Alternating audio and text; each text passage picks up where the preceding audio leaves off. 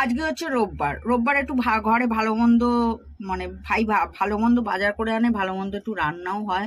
তো চলে গেল বাজারে, কিন্তু এই যে পেছন ছাড়ছে না, আমি যাব করে পেছনে চলে গেল স্কুটি নিয়ে। ওই জন্য যায়নি, বলো না তোজো যাবে, টোটো করেই চলে যাই।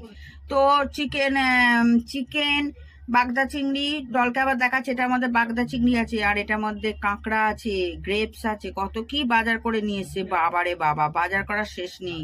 তো মা আবার বাগদা চিংড়িটা একটু বাছতে বসে গেল। আজকে চিকেন হবে আর বাগদা চিংড়ি দিয়ে তোমার চিচিঙ্গে করব। কালকে একটু মালাইকারি করার ইচ্ছা আছে, অল্প রাখতে বললাম, আর এই কাঁকড়াটা করব।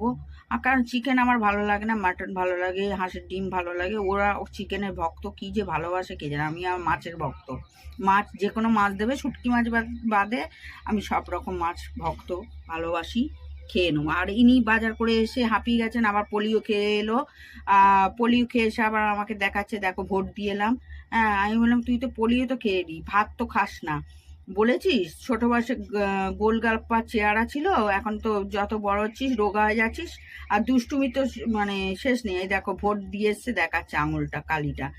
আর এই দুষ্টুমি তো শেষ নেই, ঘরে ভাঙচুর করে, ওকে সামাল দেওয়া খুব মুশকিল। আমরা ভয়ে আতঙ্কে থাকি, এইটা ভাঙছে ওটা ভাঙছে, মারছে, প্রচন্ড মারকুটে হয়েছে, হাট দাঁড়াম দাঁড়াম করে মারছে, মানে যাকে মারছে মানে জ্বালিয়ে দিচ্ছে ভালো মতন। আর টিপগুলো বেশ ভালো আছে। দুষ্টুমি সেরা, নামটা তোজো হলে কি হবে, বদমাইশে ভরা, খুব দুষ্টুমি করে ঘরের মধ্যে।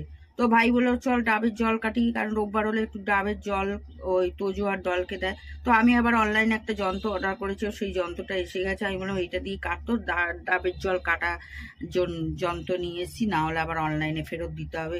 তো দেখো দুখানা ডাব এনেছে। আমি বললাম তাহলে এই বড় ডাবটাই কার, এটা আবার 70 টাকা দিয়ে মানে ওটা কি বলে ঝুম, মানে আমার মেয়ে কিনে এনেছে। কিনলে কি হবে, আমি তো দাম শুনি তো করে আঁতকে উঠি। ডাবের জল খাওয়া তো ঘুচে যাবে, দাম এত দাম ডাবের হয়ে গেছে, মানে সত্যি ডাবের জল খাওয়া এখন দুষ্কর হয়ে গেছে। শরীরে যদিও উপকারী, কিন্তু হলে কি হবে, দাম শুনে তো মানুষ ভিমড়ি খাবে।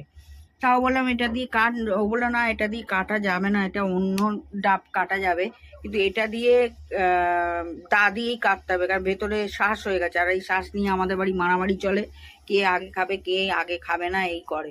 তো ঝুম, ডল, ভাই, আমি, তার মধ্যে তোজো এক টুকরো তুলে নিল, এই নিয়ে মারামারি হয়। এই শ্বাসটা আমাদের খুব ভালো লাগে।